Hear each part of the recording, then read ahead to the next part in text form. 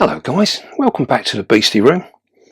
Now, we are going to do another rehouse today.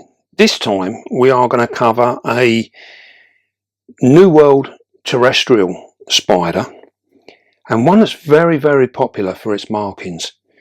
And they are so pretty. They really are pretty. We have a couple of these and we're sort of growing them on, and we're hoping that maybe we can do something with them in the future. They're not a spider we've had an awful lot to do with, so it's going to be an interesting project to see how we go. And that is in fact the Xenesthis immanis, or the purple bloom spider. Now these do get quite large. This one here is possibly about just over half grown, a little bit more, but showing really nice colour. It's recently molted. It came in this enclosure here, and we've had it for a little while, and we've left it in here because it seems to be doing really well. And it's molted out now, so we thought, right, what we'll do, we'll make up a nice new glass one for it, and we'll see how it gets on there. Now I'm going to put it down over here out of the way so that we can set up this enclosure. Now these spiders are quite skittish. They are prone to kicking a bit of hair as well, so we have to be a little bit careful with that. Now we're going to fill this up. We've got our normal potting compost. Now this stuff here has actually got a little bit more cocoa fibre in it, and what we're hoping is that these guys, we found they like it a little bit on the dry side, so not quite as moist. Now you know, when we put our potting compost in, we often go for quite a nice moist because we're looking for that higher humidity. Now although these guys do enjoy decent, nice and damp, isn't it? Yeah, that's still got, if you hold it out, you see it still squeezes. You notice there's no water content there, but it still holds together relatively well, so it's quite good. But as you can see, it just brushes off. We're going to put a little bit more in there. So as I was saying, we have found that these tend to do better when a little dry. So we are going to keep this substrate just that little bit drier than what we would normally. And what I'm trying to do now is I just want to create like a little bit of a higher platform, just really for aesthetics. That's all it is. We're just looking at, I'm just going to play around with it. It's a really nice piece of bark, that. And then what we can do, I'm going to add that piece in there.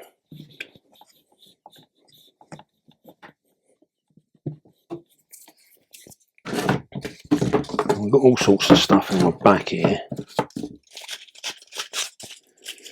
You can,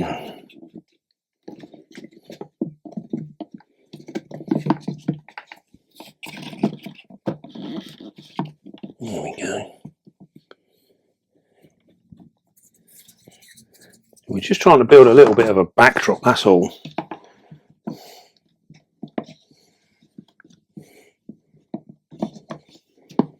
And I'll just tie that all in. There we go. We want to encourage our spider to use this area here as a hide, so we can do that. We're going to get our water bowl.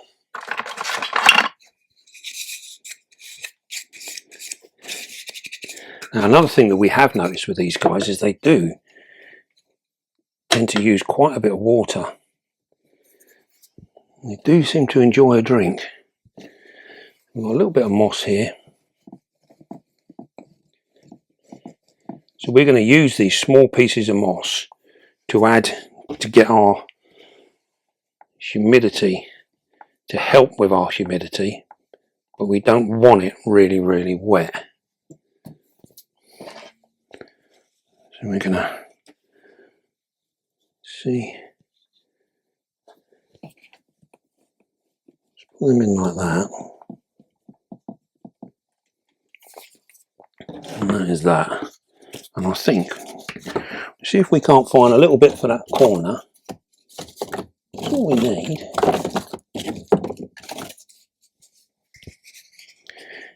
I find it's interesting when we're making things like this. This is an interesting point. If you look at this different cork, I pulled this piece out here, but you notice how different that cork is to this? This is all very similar. That cork's very different.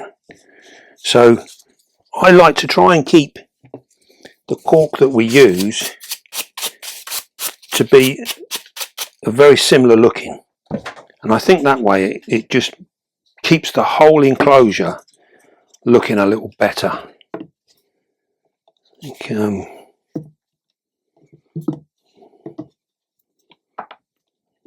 I'll just leave that bit in there.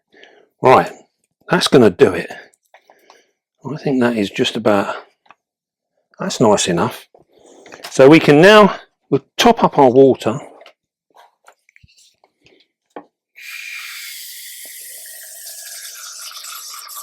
And then what we'll do, you've seen that the substrate is actually relatively dry. It's just got a little bit of moisture to it.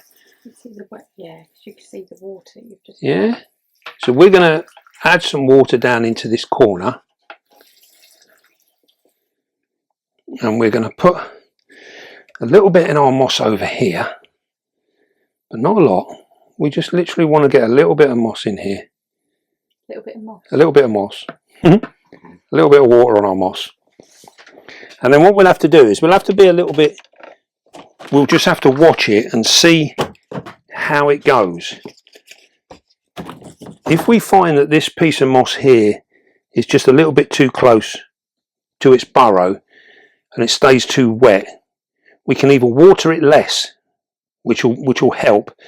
But if it's too much, we can always take it out and we can replace it with something else, put a bit of bark, or just leave it as soil. It doesn't matter.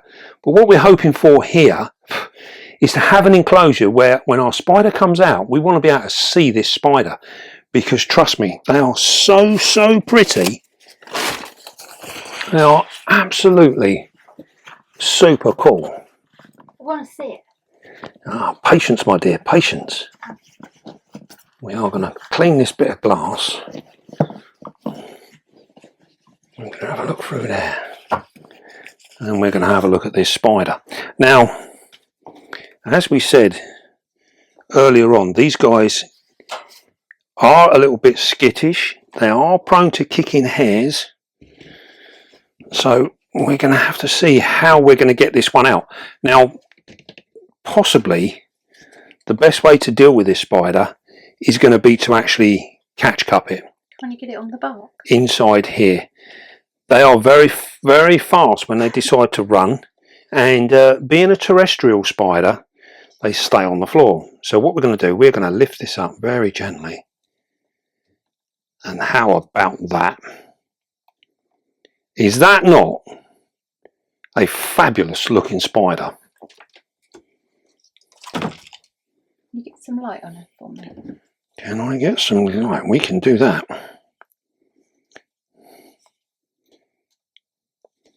This is a spider that deserves the spotlight. Look at that. Isn't that wonderful? Very pretty. Now these are known as the purple bloom. And as you can see, they are quite a large spider. She is not fully grown yet either. She's got a little way to go. But I wouldn't mind betting you could possibly pair this spider now. Maybe one more molt. But I personally think she's ready. When we looked at her molt, her epigastric furrow looked more than ready. She was a nice dark colour, and that is how we can tell. Now then, we are going to see, we're going to get a photograph. And then we're going to move her over. Now I think the best bet here is to actually, we are going to catch cup her straight away. So rather than muck about, the reason it's going to be easier to do it this way is because this being a terrestrial spider, it's going to be difficult to try and tip this up and put it in here, because this is a top opening enclosure, so we don't really want her leaping off and finding her way in here. So we are going to get her into this box. Now watch for the hairs. We're going to try and do this with as little hair kicking as possible, but do be careful with the hairs. Right, here we go. So what we're going to do, we're going to use our cricket box. It's important that the cricket box blocks her point of escape. So we're up against the glass there. You can see that beautiful blue, purple. Not really. All right, here she goes. So there you go. She helped us out there. Now she's kicking a little bit of hair. That's fine. It's all inside the box. So we are literally just going to pick her up. We're going to transfer her over. Stop. And we are going to put her in. There you go. We have very, very little problem there. Very good. Now you've seen there how we used her own behaviour to help us do what we needed to do, i.e. get her from one enclosure into another. Isn't that an absolutely smashing spider? Very, very cool. Let's see if I can get in here and get a picture as well. I've just pressed. You're going to wait. Now these, as we said, are a new world. They're coming in from Colombia, Peru. They're all over the place, and they are very, very widespread. Now we're looking at temperature wise. From what I understand, these guys like it a little bit on the cooler side. So we will make sure that she is down in the bottom of the room, and we can keep her down there. So we're looking at sort of 70 to mid 70s. Should be fine. They do seem to like it a little bit cooler and a little bit drier. Now in terms of humidity, we're looking around about 60-70%, which is in most places is pretty much around about room humidity anyway. And if you're like us and you have a spider room, your actual room won't be far off that. So we're not looking at actually making it much much more humid than what it already is now. Now, as we know, coming from Colombia, we have a really, really wide range of temperatures and humidity levels. So there should be a little bit of leeway in what we get away with this spider. But that is a very impressive spider.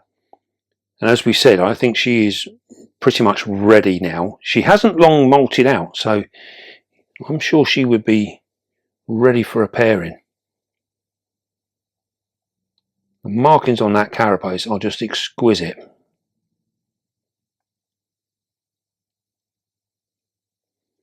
Very, very cool. Very cool.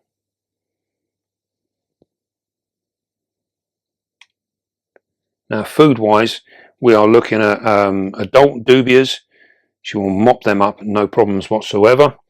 You can see her abdomen size there. This is about where you want to be for a spider of this sort of size. You want to be around about that kind of size. So it's very similar to her carapace, just a tiny bit bigger. I'm just trying to get some photographs here.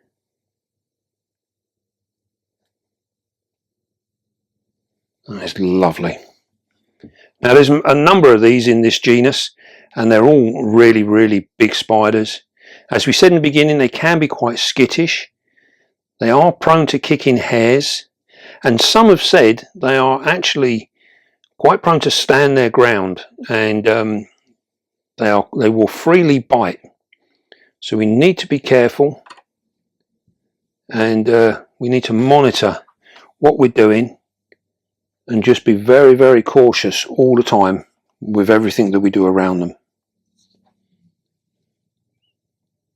We can get this. So nice.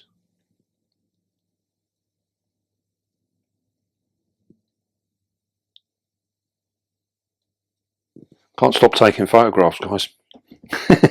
So what we're going to do now, in terms of actually a breeding enclosure, this is going to be a little bit on the small side.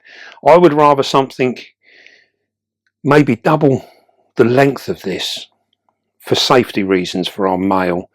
But we will attempt this and we will see how we get on.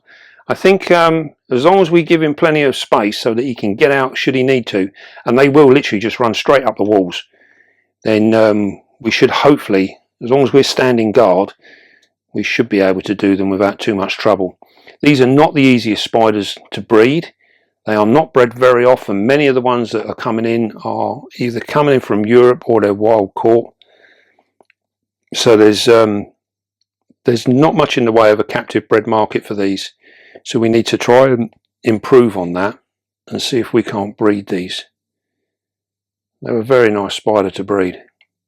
And a real achievement as well. If you've managed to do them, then well done, because they, by all accounts, are rather awkward. Now, we've not tried these in the past, so this will be a brand new project for us to actually try and pair these. So I'm looking forward to having a go. These will go into our new room, and hopefully we can get a nice system going in there for them. And a bit of luck, it would be nice to see her in an enclosure sort of like this sort of size in terms of length. This sort of spider requires a little bit more space, especially if we're going to try and breed them within that enclosure. It may be a case that they might do better in some of the rubs, like you've seen where we've done our sturmies and things like that. We've got them in the bigger rubs and they do really well in them. The only downside is we don't get to see them so often until we come out to feed them and water them and things like that. So as a show, as an exhibit type of enclosure, something a little bit longer would be nice. Right, well that is our purple bloom from Colombia. Very, very smart spider. Right then, I hope you enjoyed that. And don't forget, be calm, be gentle, and love your spider. And we'll see you soon, guys.